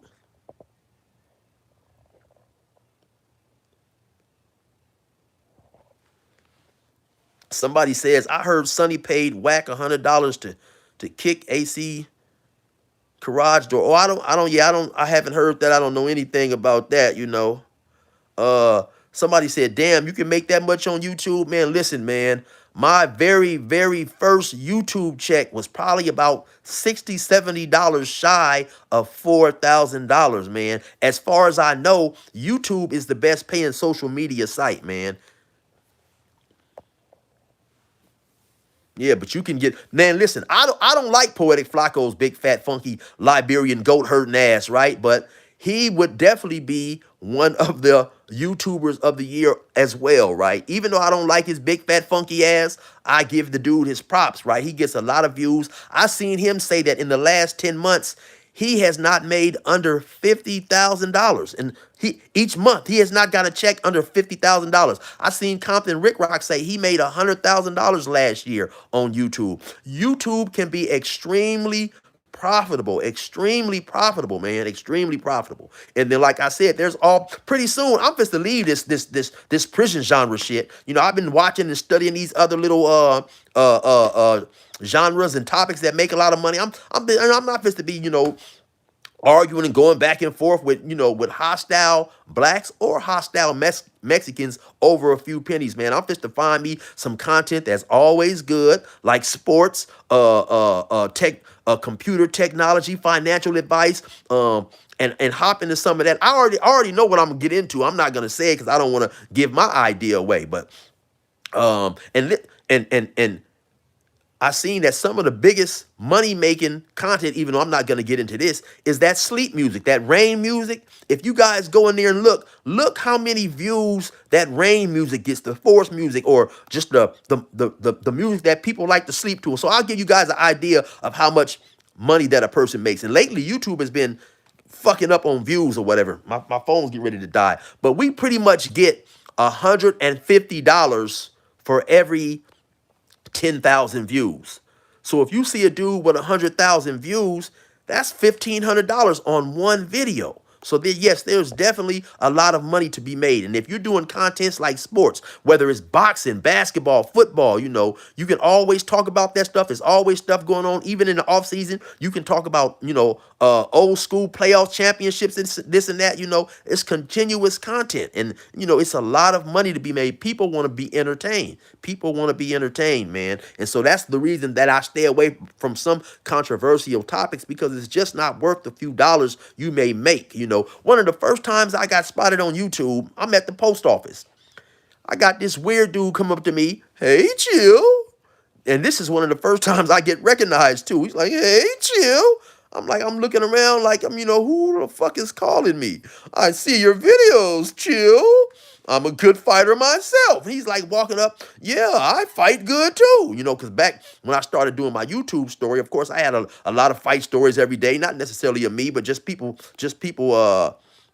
talking about people fighting. So I'm thinking, did this weirdo want to test my squabbles, or what's going on? So I'm in my position. You know, if this motherfucker get any close, you know, talking crazy, I'm just the left right him, right? But so, you know, it's man, to me, sometimes approaching certain situations is not worth it. You know, it's not worth it, man. It's not worth, you know, by me having two strikes, I can't even raise my voice too loud at a motherfucker. I'll be sitting back up in jail, you know, so it's just not worth it, you know. And then, like I say, once Chill is locked up in jail, y'all will find somebody else to watch. So, I mean, you know, at the end of the day, man, the YouTubers have to be smart in terms of what they will and won't do. But look, you're right, man. Somebody, and I don't know, I didn't fucked around and put this green screen up here and I can't get this shit down. But somebody said, man, rest in peace, FBG ducked out. Yeah, that was one of my favorite rappers when I got out, man. The dude got killed, I think, a day before my birthday. I was shocked, man. Yeah, I was shocked, man.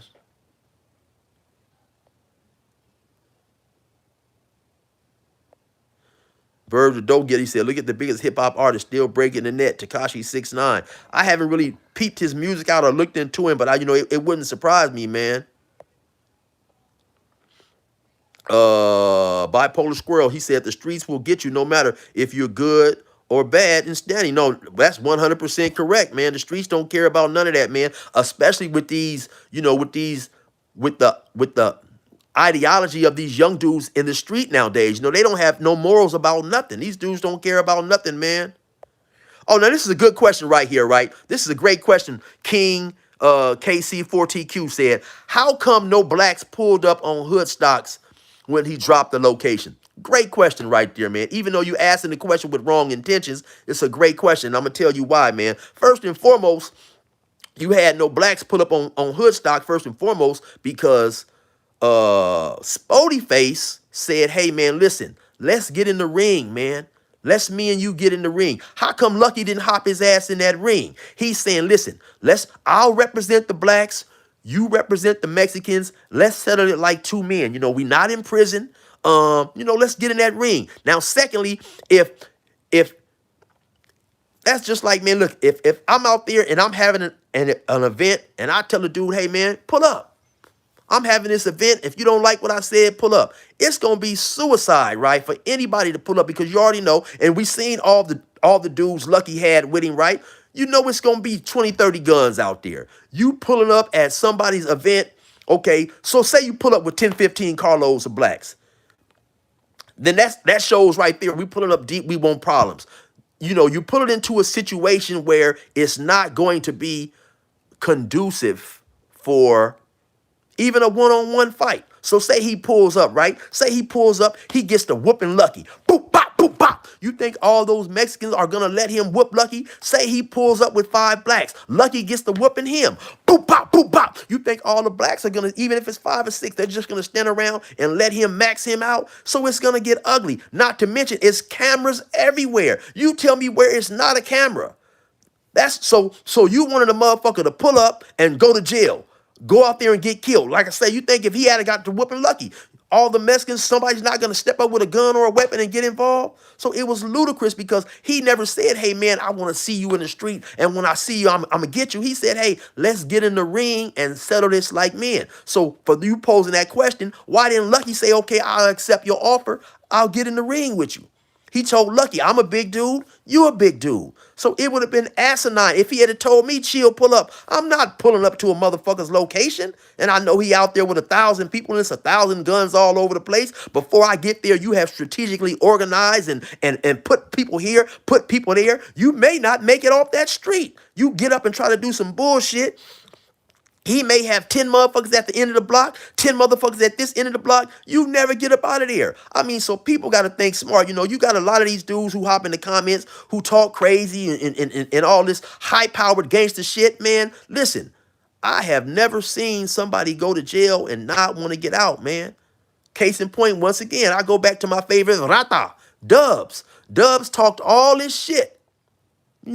Before it was found out that he was no good. He talked all this high-powered shit, right? How Southsiders are the Southern arrogance, how they're raised and trained and such, right? And no disrespect to anybody. But at the end of the day, this motherfucker was on PC for 13 years. So what happened to all that tough talking shit, right? And when I would be watching his videos, I already knew what the problem was, right? Even before all this shit came out, that he was no good. Sometimes, man, when you are in a desperate situation as having life, when you enter prison in 1996, because I was under the same thing. You enter in prison in 1996 and you never think you're getting out. You don't have no choice but to fall into the negativity. He fell into the negativity because he wants to be viewed in good standings. He wants to be patted on the back and seen as a Southsider, the same way the Crips and the Bloods did. He didn't have a hope. He lost hope, which is why he felt the way he felt and acted and done the things he done. The second he seen a little bit of hope, he was nice as a house cat. That motherfucker did 13 years and didn't get 115. So that's the situation, man. Nobody wants to go to jail, right? Everybody that goes to jail are in there making appeals, trying to get out of prison. So when a person goes to jail, they have to play the role of, yeah, I'm a tough guy, I'm this, I'm that. But everybody wants to get out. The same thing with all them dudes that was in the shoe that ended up getting released and coming out to the yard when they did the end of all hostility. You know why those dudes put in that lawsuit? Because they was tired of their living conditions.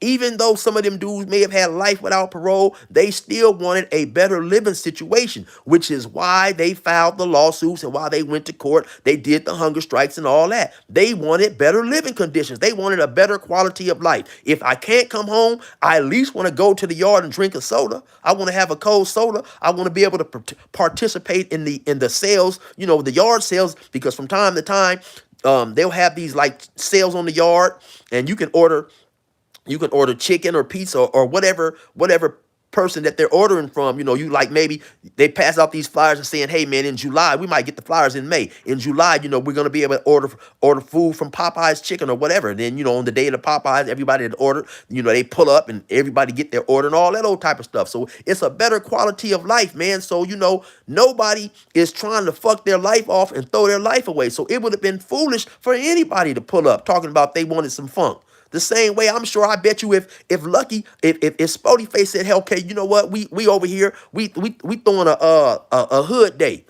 Everybody that don't like it, pull up. I mean, come on, man. Let's talk sensible, man. Let's not be ignorant and uh,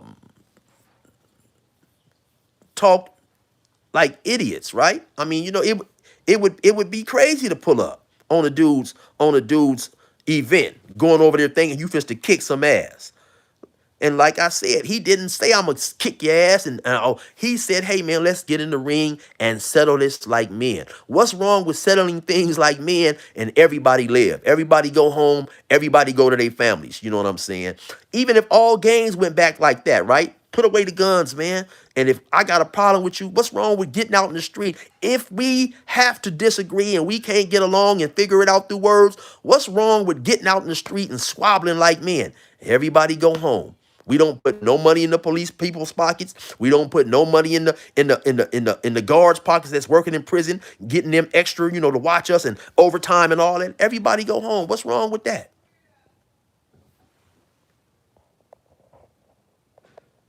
So once again, I say for those who say, why didn't nobody pull up? Why didn't Lucky take the fade?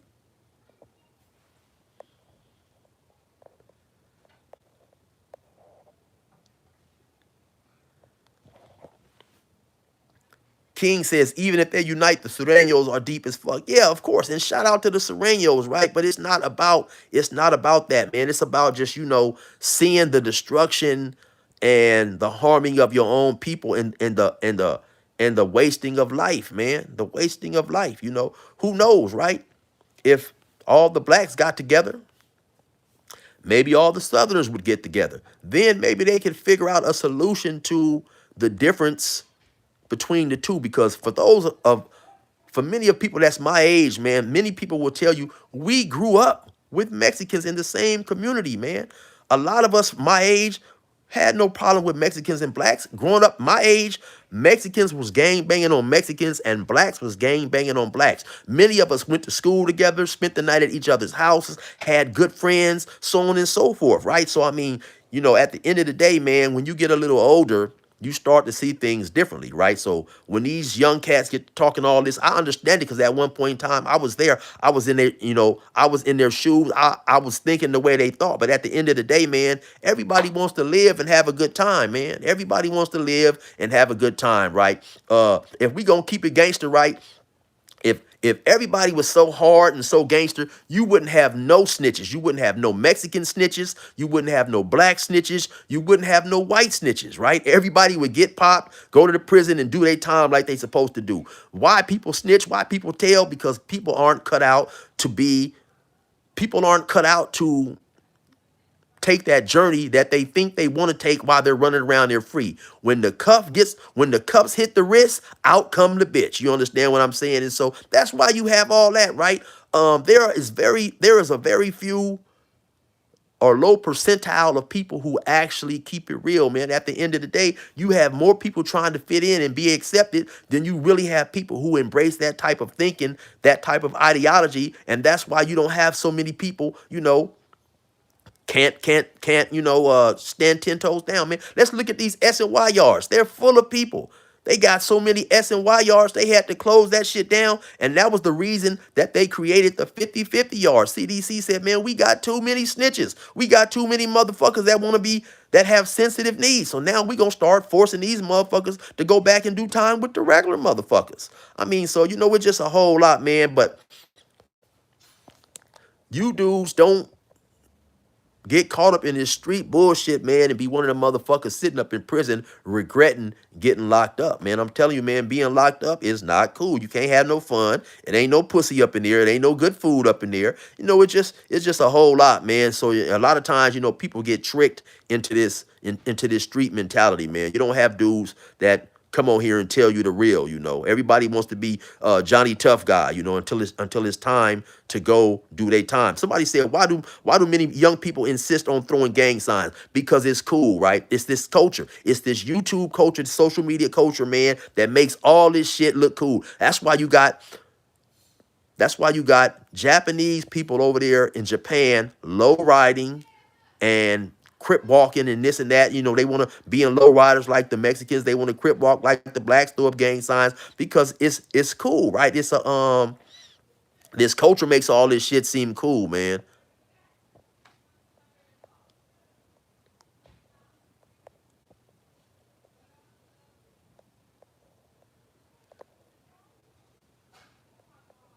Most definitely, man. She so glides. Love the question. This is how change happens. Ask, inquire, wonder, and find a solution. No, most definitely 100%. But see, individuals have to be willing to come to the round table, right? Shout out to my boy Do Rock Creep. People have to be willing to sit down and talk about their differences, and then people have to approach the situation with an open mind. You know what I'm saying? Let me give y'all some game real quick. See this hand?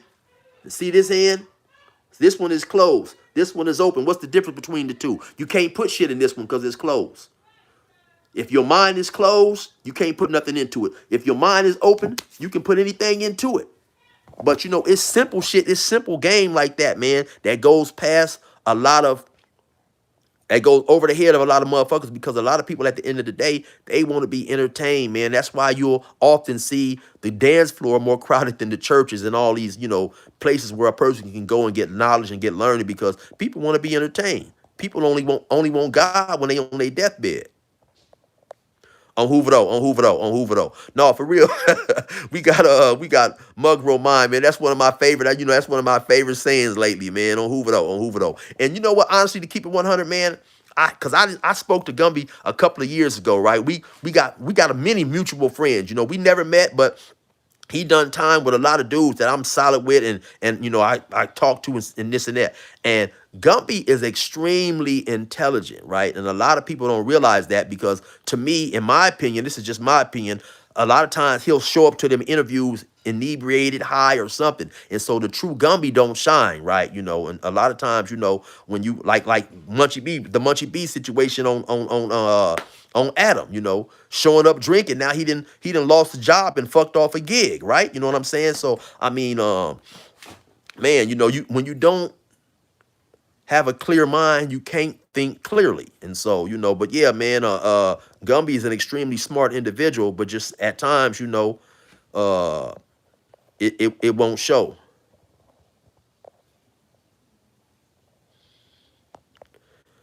Thunder Loco said, I don't, but I do hold the ones accountable that are racist towards my people. Respect is earned. Most definitely. I only interact, Thunder Loco says, I only interact with black folks at work, and they always treat me with the utmost respect. So we all feel the same. No, 100%.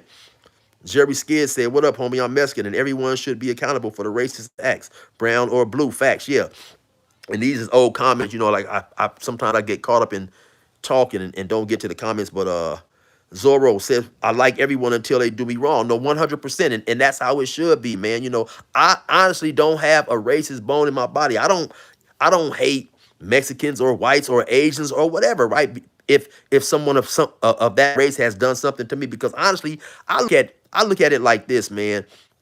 It's part of what I signed up for. Some people is different, right? Some people will get jumped. Say you might have a crip that get jumped by Bloods, and of course, you're going to hate all the Bloods, but at the same time, it's what you signed up for. It's part of the game. It comes with what you signed up for. You know what I mean? So you have to treat everybody accordingly, man. And one of the things that honestly made me mature is when I hit prison. When I was young, I hit prison, of course. Because up until then, I'm not hanging. It was different back then. I like to call it when it was the gang banging was like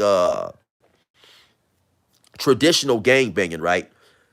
Crips didn't hang around Bloods and all this and that. But when I get to prison and I have no choice but to be in close proximity to Bloods, then I start seeing, okay, these dudes is just like me, man. These dudes is cool and this and that. And you start talking to them, interacting with them, talking and stuff. And then you realize, okay, you know, this gang banging shit is really crazy. You know what I'm saying? And so when you're not around people you dislike, you are. Hey, sorry about that, man. My phone ended up dying, man. So for those who stuck around, I appreciate it, man. Um, I don't know what the hell I done to get this damn green screen on here.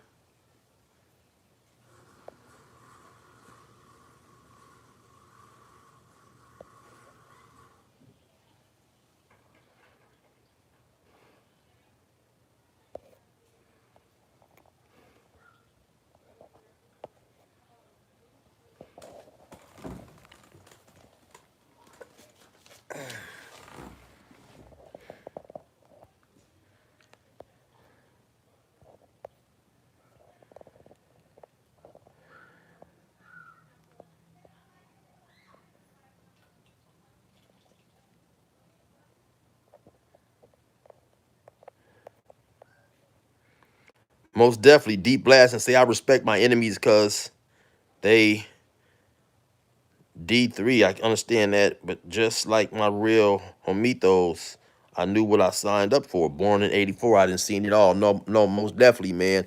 Just like I trip on these youngsters nowadays, right? These youngsters nowadays in these gangs, uh, they may have somebody that's really one of their enemies really giving them the business, right? Really coming through their slide and popping that pistol, you know, laying them down. And so he may slide through the enemy that's really putting in the work. He may slide through one night, shoot two or three and kill it. Two or three of they homies to kill a couple, and they'd be like, man, who came through? Oh, man, that bitch motherfucker, Little Joe. That bitch came through here and shot the homie. He's a bitch. That little bitch. What, ain't that what he's supposed to do as your enemy? So to me, it don't seem like he's a bitch. To me, it seemed like he's a rider. To me, it seemed like he's a soldier because that's what you signed up for, you know? But no, you know, they don't seem like that. They seem as a bitch and a hoe. But that's what that shit is about, right? So any person that's doing what he's supposed to do, how can you not give him his credit? You know, whoever you think, if you happen to like whatever sport you like, right? If whoever you think the best is in that sport, even if he's not on your team, how can you not give that man his props? You know, how can you be a basketball fan, right? And not give Michael Jordan his props? Even you may not be a Bulls fan. How can you be a basketball fan and not give Stephen Curry his props for what he does out there on that basketball court, even if the Warriors is not your team? If you really appreciate the sport, you have to appreciate a person that's out there, you know, uh, uh, uh, putting in work and being the best. And that's the same thing with gang banging, right? This dude could be your enemy, but if this dude is solid, he's doing what he's supposed to do. He's getting caught. He's not telling. He's taking his time. He's, you know, he's coming through sliding, beating y'all up, knocking y'all down, shooting y'all, killing y'all. This dude don't seem like no bitch to me. This dude seems like a gangster that you better be on the watch out for, right? So it just, things are so different, man. Everything is so diluted and different from what I signed up for, right? So that's why especially when a person who asked me earlier in the live, hey, Chill, you still cripping? I said, hell no, you know. To me, it's first and foremost, I'm not the same immature individual that I was when I hopped into the streets, right? And secondly, I view a lot of things different, and a lot of things has changed that I don't agree with, right? In terms of what was going on when I first came into into the streets, right? Nowadays, it's cool for uh and honestly, I'm gonna keep it 100, right? This is something, and I'm not deep into the Mexican policies and this and that, but this is this is something I see with the black gangs. I don't see with the Mexican gangs. It's cool for a lot of these black gangs to kill their own homies, to backdoor their own homies. I don't hear about that going on in the Mexican gang culture, right? So, but my thing is, if me and you are homies, and the term they use is backdoor. If you can backdoor me, if you can kill me, what the fuck is we homies for? What the fuck am I even claiming the same gang that you claiming, right? Growing up in my era, killing a homie was a no-no. It was a man, it was a No questions about it. That was something that would get you ostracized, get you killed, get your family hurt, and all that type of stuff. Because the difference now is you have a lot of these individuals, they claim gangs for the popularity, and it's because it's a fad. Or back in my generation, dudes were claiming gangs because that's where they grew up. Your gang was your neighborhood. You know, you didn't have dudes traveling across town to claim gangs because this gang is popular on YouTube or it's a rapper from this gang. You know, you got these dudes way out in Oklahoma claiming 60s and, you know, no disrespect to them dudes, right? And dudes in Virginia claiming these gangs, that these gangs are not home created gangs, right? So it's no loyalty to your homies because you have not had lifelong experiences with these dudes, man. My homies, I've been knowing these dudes since 3 and 4 years old. We sung in the angel choir together. We was in church together. Our mamas used to whoop our ass and make us go to church together. You know what I'm saying? And all that old type of stuff. I've been knowing these dudes. I got pictures with these dudes from first and second grade. I've been knowing these individuals all my life. And so it's not even in the question, am I going to kill one of my homies because this dude picked up $200 worth of my dope?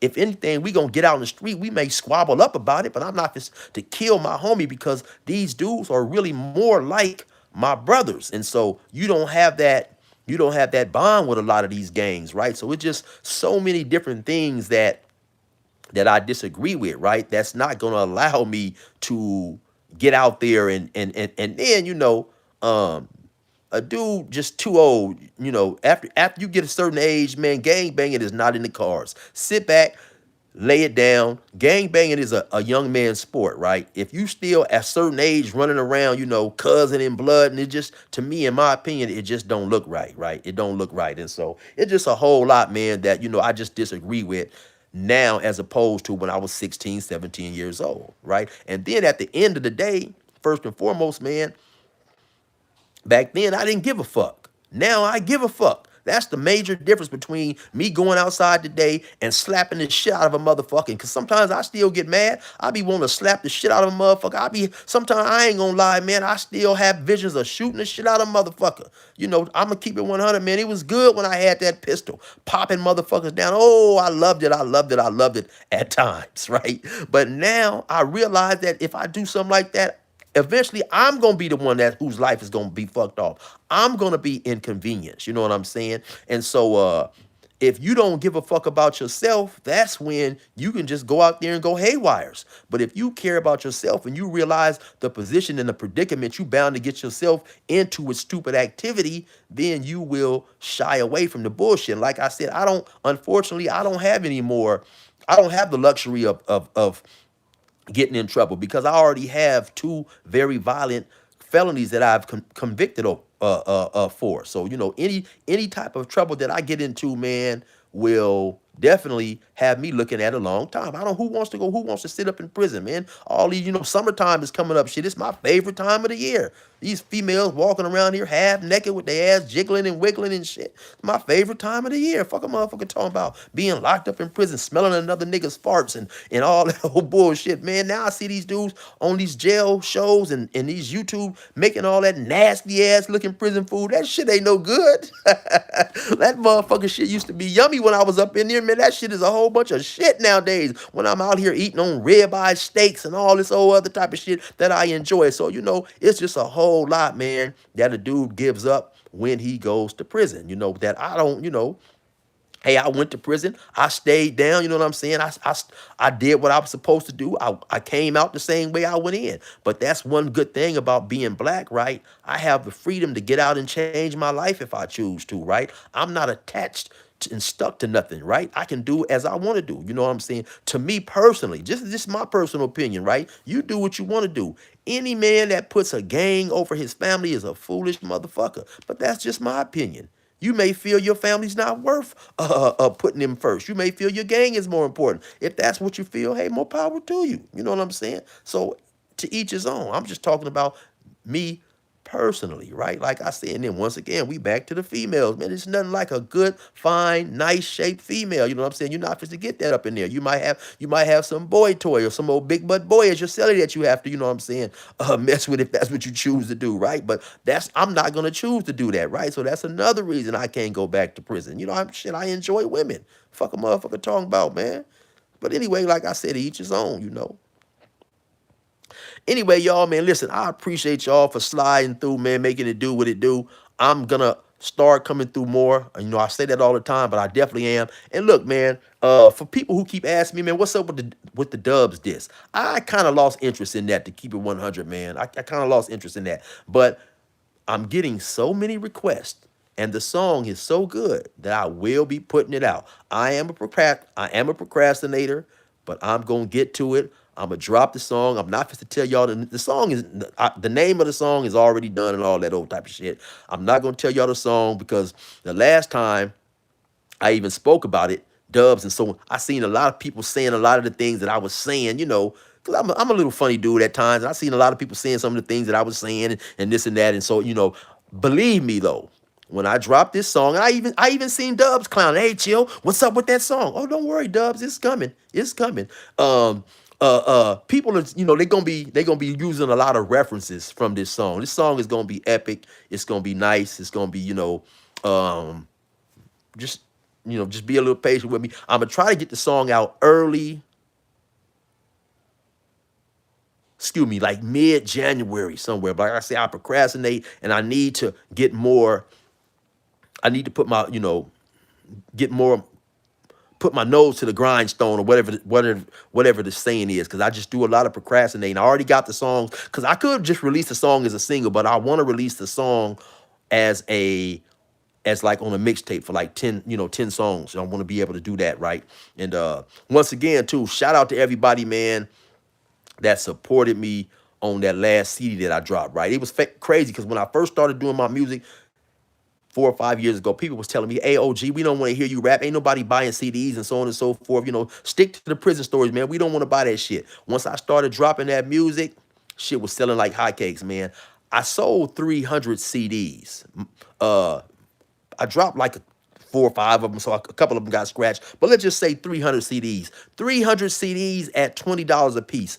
Do the math on that, right? And then once I got the digital links, oh man, them things, man, I probably had made maybe $9,000 just off that stuff, right? So I say all this to say this, not braggingly, but never let people tell you what you can and you can't do, right? There's always gonna be naysayers, and some motherfuckers is gonna be haters. Some people is gonna tell you, don't do this, don't do that, right? I came out and went against the norm because everybody was telling me, hey, chill, man, put your music on Spotify, put your music on Apple. And I did a song or two, but I'm not just to put my music on there and give my music away for 9/10 of a penny. That's how much you get when a person streams your music. You get 9/10 of a penny.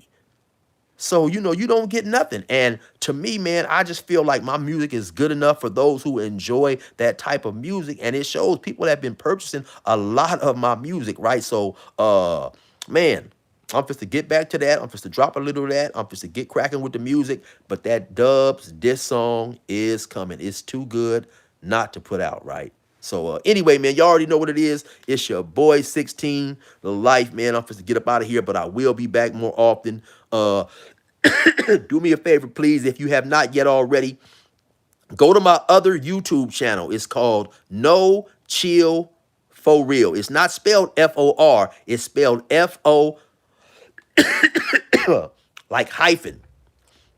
It's no, N-O-F-O, chill for real. No chill for real. On there, I'm doing stuff unrelated to prison, clown, and more of my personality is popping out on that. And that's another thing real quick. I said I was leaving, but I'm still here.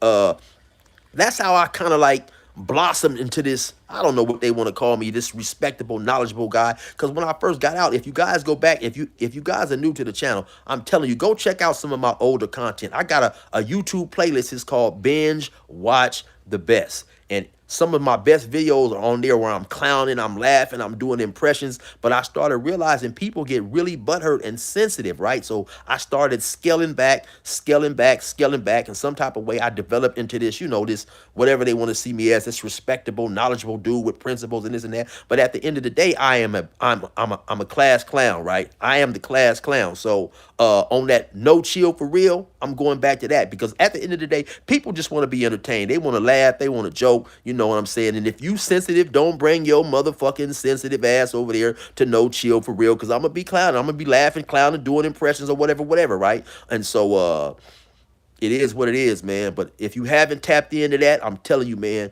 tap into No Chill for real. I'm gonna be doing funny reactions over there, all types of shit, man. But anyway, man, I'm gone. I gotta go in here and hang out with the family a little bit. They say I'm antisocial.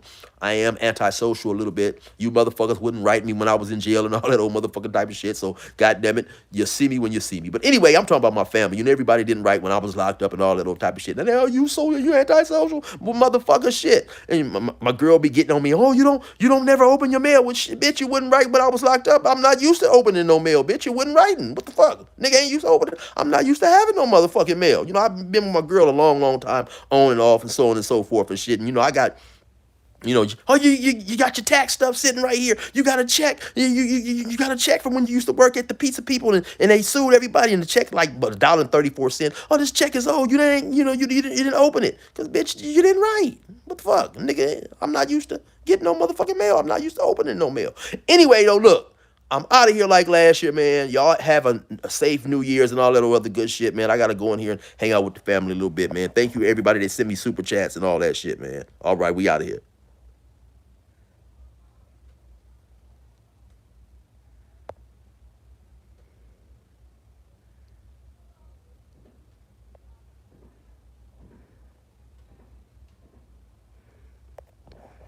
I didn't hit the damn green screen. I can't even figure out how to get off this motherfucker.